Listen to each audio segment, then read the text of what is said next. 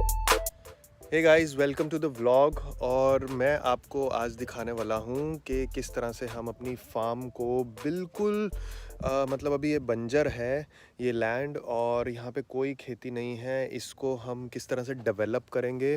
और मैं यहाँ पे मशरूम का एक प्रोजेक्ट लगा रहा हूँ, राइट। सो मैंने प्रोफेशनल ट्रेनिंग ली है मशरूम कल्टीवेशन की NHRDF से, which is called national horticulture research and development foundation. So government entity है। यहाँ से मशरूम की कल्टीवेशन का ट्रेनिंग लेके एक कमर्शियल जो है वो प्रोजेक्ट मैं लगा रहा हूँ। तो सीजनल फार्मिंग का ही अभी मेरा प्लान है। AC प्लांट का जो है वो प्लान जो है वो बाद में है। सीजनल फार्मिंग में हमें एक हट बनानी पड़ती है।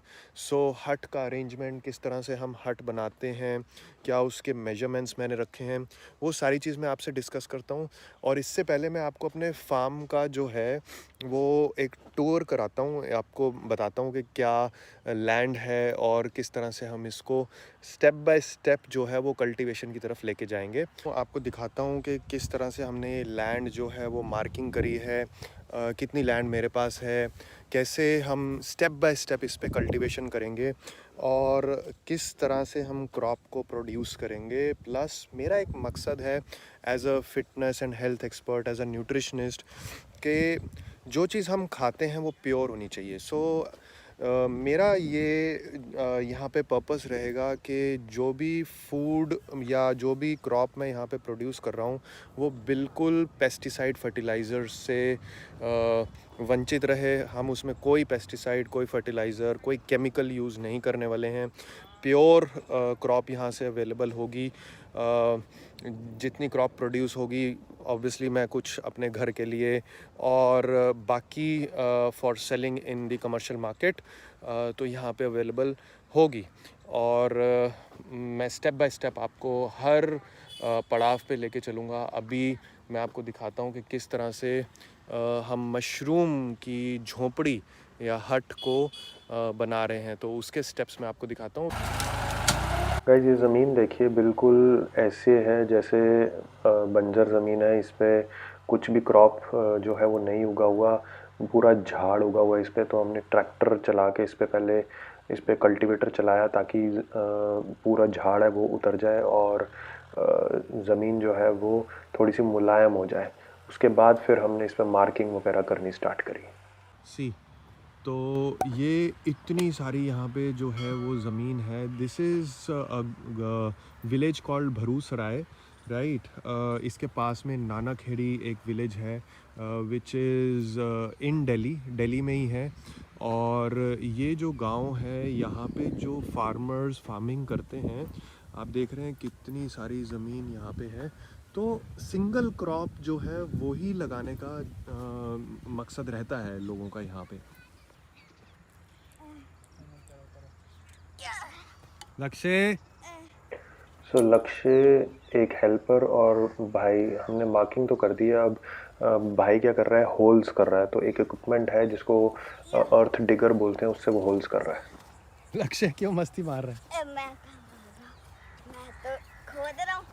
मैंने खोद रहा था तो इसको जब वापस करता हूँ ना गिर सो जाता ये होल्स हम क्यों कर रहे हैं, ये बांस को गाड़ने के लिए कर रहे हैं। तो बांस गड़ेगा, उसके बाद ही इसके ऊपर झोंपड़ी जो है वो तैयार होगी।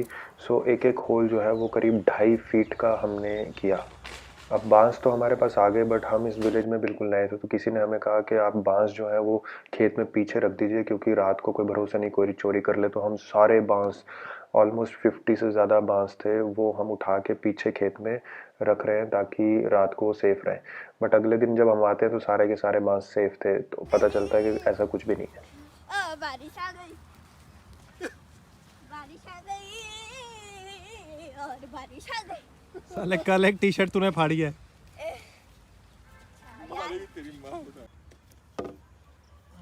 फिर आप काम करोगे, मैं बनाऊंगा ना। सारे के सारे बांस जो पीछे गए थे वो वापस हम आगे लेके आए, और वहाँ पे हमने उन बांस का जो लोअर पार्ट था उसको पेंट किया, क्योंकि वो बांस जो है वो ज़मीन के अंदर जाने थे और ज़मीन के अंदर दीमक लगने का खतरा रहता है, राइट। और लक्ष्य की आपने मस्ती देख ही ली है। बारिश आ गई थी और तो बिल्कुल नागिन डांस कर रहा है वो। और यहाँ पे ये जो लेबर है, ये बांस को बांध रही है। झोंपड़ी का एक स्ट्रक्चर तैयार हो रहा है।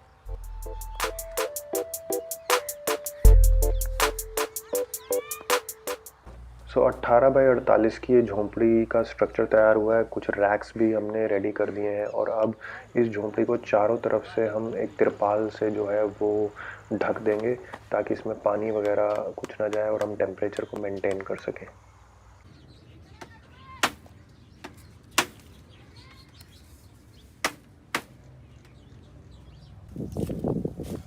अभी मैं एक खेत में से वापस चल के जा रहा हूँ। थोड़ा सा इनको बयाना देना पड़ेगा। तो मेरी बात हुई है ऑलमोस्ट 2500 पे आधे किले के पुराल के लिए। राइट, पुराल जो है वो चावल का छिलका है ना, जिसमें चावल उगता है। तो आधे किले के पुराल के लिए हुई है 2500 रुपये पुराल। तो मैं अपना पर्स जो है वो भूल गया हूँ, गलत आ गया। पर्स जो है वो भूल गया हूँ गाड़ी में। तो गाड़ी से मैं कुछ कैश लेके और इनको पकड़ा देता हूँ ताकि मैं 2 से 3 दिन में अपनी झोंपड़ी बांधने के लिए यहाँ से पुराल उठा लूँगा। राइट, तो ये है। और मैं आपको दिखाता हूँ कि कहाँ पड़ी है पुराल। ओ इतनी दूर जाके अभी। अब हट के ऊपर के हिस्से को ढकने के लिए ये पुराल को हम इकट्ठा कर रहे हैं। एक ट्रैक्टर में इसे लोड करेंगे और अपने खेत पे लेके जाएंगे। यहाँ जहाँ हम लोड कर रहे थे तो इतने सारे बच्चे थे लेबर के, वो सब भी लग गए ट्रैक्टर में लोड करने के लिए, तो काफ़ी हेल्प हो गई। बारिश की वजह से खेत जो है वो गीला था, तो ट्रैक्टर का टायर जो है वो फंस जाता है खेत में, और ये मिट्टी साइड से हटा के हमने ट्रैक्टर को बाहर निकाला। और आप ये देख रहे हो अब इसकी पूरी परछत्ती बना के, पूरा इसका कवर बना के जो है पुराल का, वो हम छत पे डाल रहे हैं। अब जो आपका तिरपाल है उसको चारों तरफ से सील करने के लिए उसके ऊपर मिट्टी चढ़ा रहा है ताकि कोई भी कीड़ा मकोड़ा या कोई भी अनवांटेड चीज़ जो है वो हट के अंदर ना जाए।